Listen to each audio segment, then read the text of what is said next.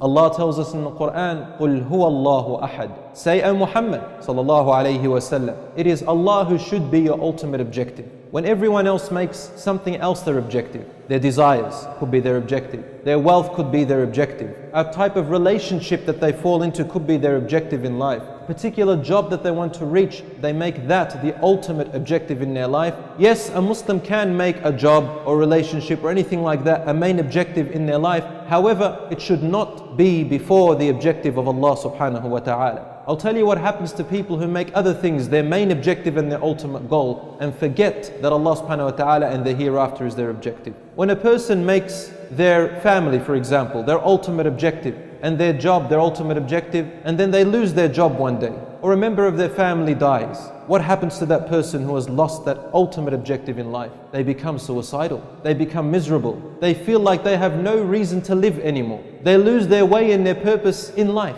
because that ultimate objective has gone. You find that person becoming miserable, angry at their parents, angry at their children if they have children, angry at their brothers and sisters, angry at society, angry at Islam itself. And when a person makes their role model other than the Prophet ﷺ, then when their role model, whom they have placed in his place, fail them, they also become miserable, they become unhappy. Brothers in Islam, when Allah subhanahu wa ta'ala created us, He put in us something very special, and He valued you with that. The thing which He valued us with was the reason why He ordered the angels to prostrate down to your father Adam alayhi salam. And Iblis refused because he knew your value. This spirit or this soul which Allah subhanahu wa ta'ala placed inside of us is what makes us valuable, and it needs to be nourished. And this soul has only one objective. Allah created it to have a very strong connection with Allah, its creator. When we nourish this soul, we have nourished our connection with Allah subhanahu wa ta'ala. When we nourish this soul, then whatever you lose in life, your wealth, your health, your relationship with someone, some members of your family who die, an education which you could not reach, then you know that there is always something you can fall back on. And that is that soul, that ruh,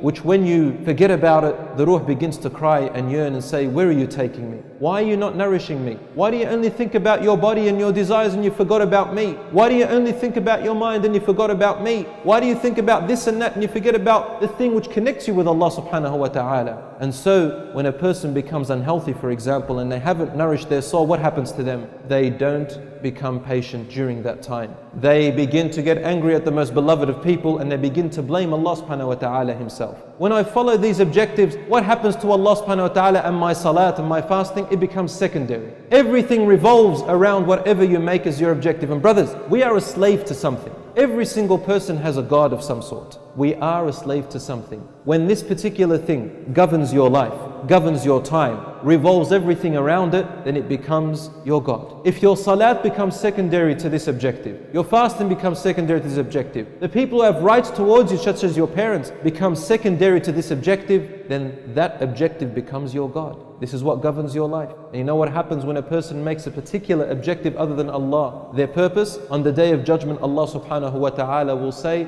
let that which you made your objective save you today. You know, we have a saying, we have a Ford company and a Holden company. They manufacture cars. And we say, okay, if a person worked for Ford, do you expect Holden to pay them? If you work for a particular company that is in competition with another company, and then you expect that other company to pay you, does that make sense? No, it doesn't. It's quite absurd. So when I work for someone other than Allah subhanahu wa ta'ala and His Messenger, then it's only fair that you expect the reward to come from them. And this brings to light a hadith of the Prophet sallallahu alaihi wasallam. And the Prophet sallallahu alaihi wasallam was speaking to a man named Mu'adh, a companion named Mu'adh ibn Jabal radiallahu anhu, where he said, and this is in Sahih Muslim, that on the Day of Judgment, a scholar and a donator of wealth and a person who died in the cause of Allah apparently will be called on the Day of Judgment. And each one of them will be asked, first of all the scholar, what did you do with the knowledge which I gave you? And he will say, I did it only seeking your pleasure, my Lord. And Allah subhanahu wa ta'ala will say, you are lying. The angels will repeat, you are lying. And then Allah will say, you only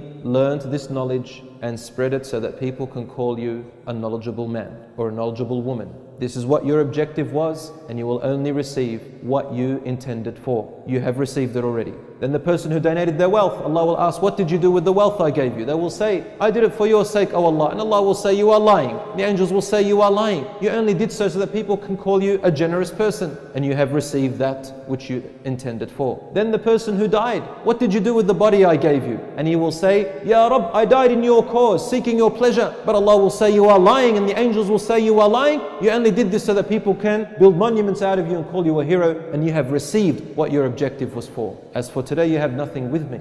So the Prophet ﷺ grabbed hold of the knee of Mu'adh and said to him, Ya Mu'adh, these are the first 3 people with whom hellfire shall be ignited.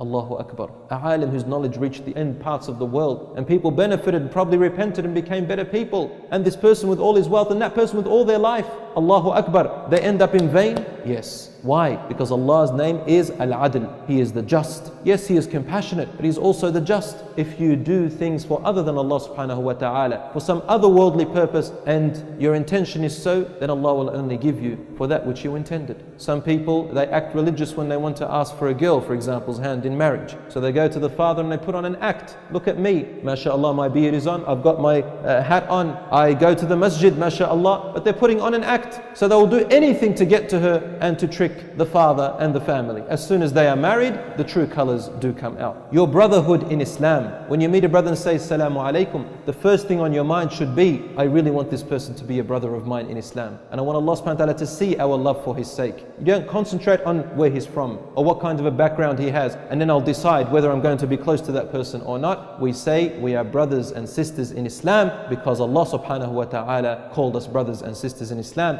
and let us start from there. When I meet my parents and I feel that they're not giving me what I actually want, or they're not understanding me, then I should remember that Allah subhanahu wa ta'ala is looking at my objective. Is my objective Allah subhanahu wa ta'ala and His Messenger? Yes, it is. Then therefore I'm going to respect them and deal with them and sacrifice my own needs in order to please them, inshaAllah ta'ala. And when I do any type of action, then the sincerity must be for the sake of Allah subhanahu wa ta'ala first and foremost. If you do that, then you'll discover what your identity is, and you will know your purpose in life. All your education will be directed in that direction. Your work, your study, your sitting down at home, your spending of time on the internet, everything becomes fit to fulfill that purpose of making Allah subhanahu wa ta'ala your objective. So you only choose your wealth coming from halal, and you spend it on halal. You look on the internet on that which benefits you, and you avoid the things which harm you. When you are in secret and alone, you worship Allah subhanahu wa ta'ala and still stay away from the things which He has forbidden, because you know that ultimately on the Day of Judgment, it is your actions and the sincerity of your actions that matter the most. If you want to know what kind of a person you are, then look at yourself when you are alone, when nobody else is watching. Does your prayer equal the same value as when you prayed in front of people? When you make your dua to Allah subhanahu wa ta'ala, is it the same as when people are watching you? What kind of a person becomes of you when you are alone in the darkness and only Allah can see you? Is this a time to go to my desires and fulfill them? Or do I know that Allah subhanahu wa ta'ala watches me in open and in secret? Make your intentions clear. Make your sincerity clear. Make Allah your objective, and Allah promises you happiness in this world and in the hereafter.